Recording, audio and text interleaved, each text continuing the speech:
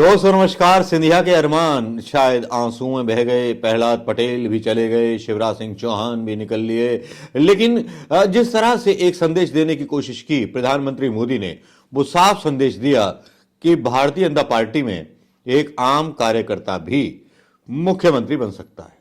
ठीक इसके उलट जबकि कांग्रेस के बुजुर्ग नेताओं में यहां झगड़े चल रहे थे मध्य प्रदेश इलेक्शन में, एक पॉजिटिव नैरेटिव दिया है अपने कार्यकर्ताओं को भी और एक पॉजिटिव संदेश दिया है कांग्रेस के कार्यकर्ताओं को भी। यानी कि प्रधानमंत्री मोदी जी की यह दुधारी तलवार कांग्रेस के कार्यकर्ताओं को भी प्रभावित करेगी या आगे कुछ करेगी।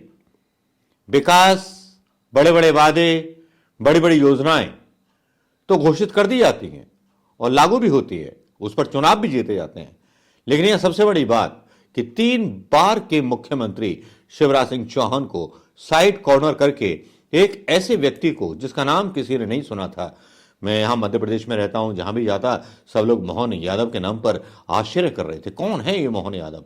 हालांकि मोहन यादव एजुकेशन मिनिस्टर रहे हैं और विवादों से नाता रहा है इनका। सिंगस भूमि में इनकी मिसेस के नाम की जो जमीनें थीं और वो सब छोड़ दी गई थी। आरोप ये लगे थे कि कॉलोनियां काटी जा सकें इनकी जमीन पर, इसलिए वो रखी गई हैं, लेकिन वो आरोप साबित नहीं हो पाए मध्य प्रदेश में। और शिवराज सिंह के बहुत खासम खास थे, दाहिने हाथ थे। कैलाश विजयवर्गीय के भी चहेते थे, कैलाश विजयवर्गीय भी इस दौड़ में शामिल थे। लेकिन हुआ अंतो तो गतवा ये कि सबकी राजी नुमा लेकर के एक ऐसे व्यक्ति को, ओबीसी के कोटे से आने वाले डॉक्टर मोहन यादव को, उज्जैन की दक्षिणी सीट से जीत के आने वाले 3 बार के विधायक को चुन लिया गया मुख्यमंत्री भारतीय जनता पार्टी के विधायक दल के द्वारा। 2 डिप्टी भी चुने गए, एक अनुसूचित जाति के देवड़ा और एक रीवा के शुक्ला जी।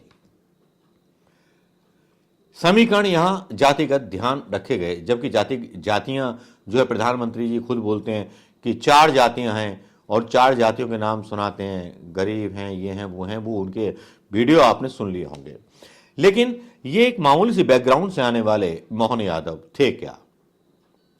आज ये अंतर तो करना पड़ेगा कि कांग्रेस में और बीजेपी में ये अंतर करना आज बहुत जरूरी है, क्योंकि यहां कांग्रेस में जितने भी कार्यकर्ता हैं वो कैडर आधारित नहीं है।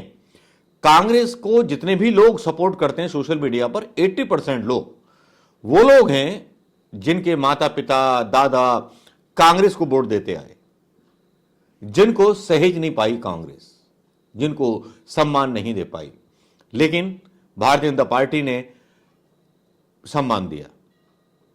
आप बताइए, कांग्रेस में क्या श्रीनिवास मुख्यमंत्री बन सकते थे? नहीं। सचिन पायलट राजस्थान के मुख्यमंत्री बन सकते थे? नहीं। एक तरह से मोदी राह भी दिखा रहे हैं कांग्रेस को एक सरकार में होने के नाते, लेकिन कांग्रेस है कि संभलने को तैयार नहीं है, संभलेगी भी नहीं, क्योंकि यहां बुजुर्ग नेताओं को इतना चस्का पड़ चुका है जीतने का, चुनाव जीतने का और सत्ता का, कि आम कार्यकर्ता कांग्रेस का मुख्यमंत्री बनने की सोच भी नहीं सकता। बस परिवारवाद से कुछ लोग आते हैं जिनको बिठा दिया जाता है, जिनको थोप दिया जाता है, इसमें कोई दो राय नहीं है। आज बहुत दिनों बाद ये बात मैं बोल रहा हूं और पहले भी मैंने बोला था कि ये जो पुराने नेता हैं ये कांग्रेस को खोद खोद करके खा जाएंगे। एमपी इलेक्शन में भी खोद खोद करके खा गए। और देखिए, दूसरी तरफ प्रधानमंत्री मोदी ने साबित किया अपना रणनीतिक चातुर्य और कौशल। उसमें उन्होंने जितने पुराने नेता थे सबको हटा दिया। छत्तीसगढ़ में एक आदिवासी नेता को बनाया, जिसके वीडियो चल रहे हैं कि मैं जमीन में गाड़ दूंगा, ये कर दूंगा, वो कर दूंगा, वो उनका पर्सनल मामला है। खैर, अगर इतने सारे वीडियो बना रखे थे तो छत्तीसगढ़ के जो मुख्यमंत्री थे भूपेश बघेल जी, वो सोए पड़े थे। उन्होंने जो आज मुख्यमंत्री बने इनके खिलाफ कार्रवाई क्यों नहीं की? क्या आपकी शय थी? यहां तो मैं कांग्रेस का दोष मानूंगा। और चलिए दोष की बात छोड़िए, धारा 370 पर भी खबर है बहुत बड़ी, उस पर भी हम आज बहस करेंगे, क्योंकि एक ही वीडियो में 2 ब्लॉक डालना आसान होगा और आपको समझाना भी ज्यादा आसान होगा दोस्तों। क्योंकि ये जो बने हैं सीएम मोहन यादव, डॉक्टर मोहन यादव, ये थे क्या? ये वो थे कि जिन्होंने 20 साल पहले कार्यकर्ताओं के विरोध करने पर अपना टिकट लौटा दिया था। 20 साल पहले, यानी कि 2003 में जब इलेक्शन होने वाले थे, इनको टिकट मिल चुका था। मोहन यादव उज्जैन की दक्षिणी सीट से विधायक चुने गए। इसके बाद 2018-2023 का विधानसभा चुनाव भी जीते।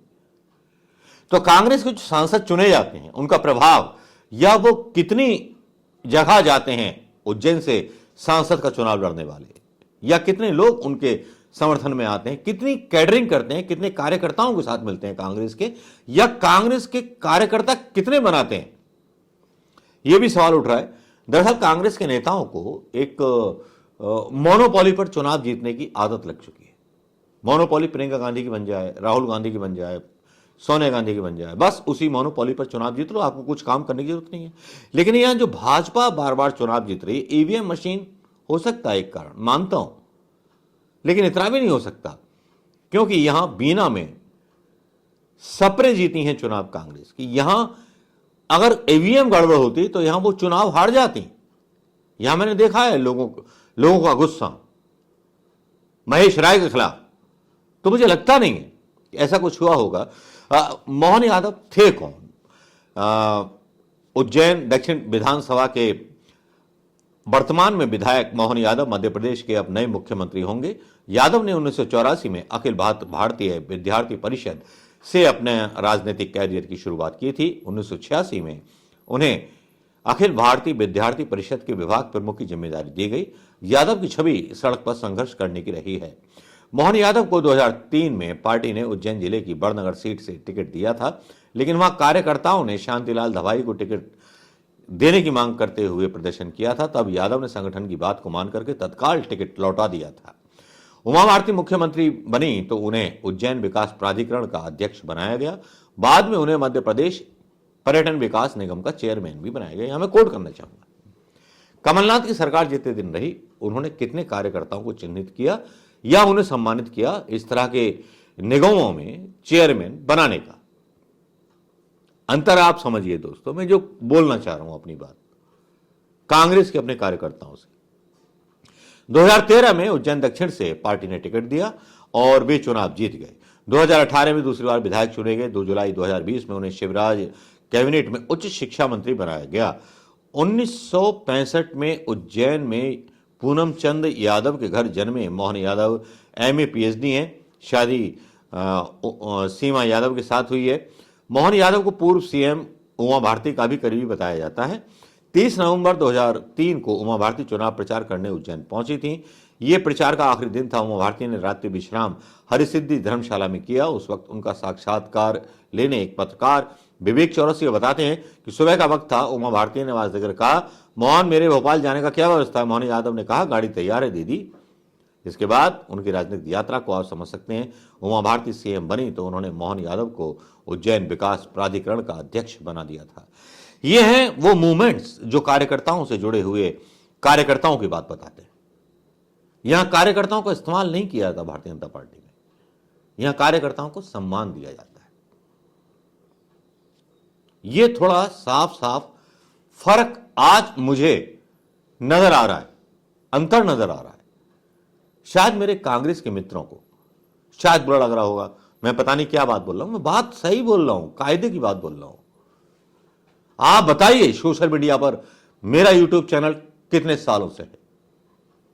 आप बताइए कि सोशल मीडिया फेसबुक पर कितने लोगों ने संघर्ष किया। ओमकार सिंह ढिल्लन जिसने ईवीएम के विरोध में यात्रा की, क्या उसको टिकट मिला, पहचान मिली? ना बाबा ना। मध्य प्रदेश के अंदर क्या मुझे पहचान मिली? ना बाबा ना। बेटे की शादी में राजा साहब जरूर आ गए, बस ये हुआ था। लेकिन डॉक्टर मोहन यादव को 58 वर्ष की अवस्था में इतना सम्मान बीजेपी ने दिया जिसके बारे में कभी किसी ने सोचा नहीं था। तो ये बात तो माननी पड़ेगी कि बीजेपी आम कार्यकर्ता का भी ध्यान रखती है। नरेंद्र मोदी भी आम कार्यकर्ता थे जब आडवाणी ने इनको CM बनाया था गुजरात का। मोहन यादव को लेकर के एक बड़ी विचित्र चीज चल रही है। सीता माता को लेकर के इन्होंने विवादित बयान दिया था। इन्होंने कहा था कि मर्यादा के कारण राम को सीता को छोड़ना पड़ा। उन्होंने वन में बच्चों को जन्म दिया, कष्ट झेलकर भी राम की मंगल कामना करती रही। आज के दौर में यह जीवन तलाक के बाद जिंदगी जैसा है। लेकिन जो भी हो, शिवराज समेत सारे नेताओं का आशीर्वाद लिया। मोहन यादव बहुत हम्बल बैकग्राउंड के हैं। व्यक्तिगत रूप से अगर आप समझेंगे तो मैं शायद बता नहीं सकता इनके बारे में, लेकिन एक अच्छा सीएम मध्य प्रदेश को मिला है अगर बगावत ना हुई। वैसे रीवा में ब्राह्मणों को भी प्रतिनिधित्व दिया गया है और देवड़ा के रूप में जो है शेड्यूल कास्ट को भी नेतृत्व दिया गया है। 2 डिप्टी सीएम बनाए गए हैं। कम से कम भारतीय जनता पार्टी आम कार्यकर्ताओं को तो महत्व देती है। श्रीनिवास कब किस स्टेट के सीएम बनेंगे मुझे नहीं पता, कब उनका नंबर आएगा, लेकिन चलिए ये सोच करके खुश होते रहिए कि हम खाटी कांग्रेसी हैं, हमारा भी नंबर कभी आएगा। आप केवल धड़ी बिछाते रहिए, नारे लगाते रहिए, बस यही आपका काम है। आपको कोई पहचाना ना पहचाने, आप पर केस लग जाएं, कोई आपको नहीं पहचानेगा। वो दर्द जो मैंने सहा है आज, वो दर्द थोड़ा कम हो गया है भारतीय जनता पार्टी की इस एक्शन को लेकर के। नमस्कार, जय हिंद दोस्तों।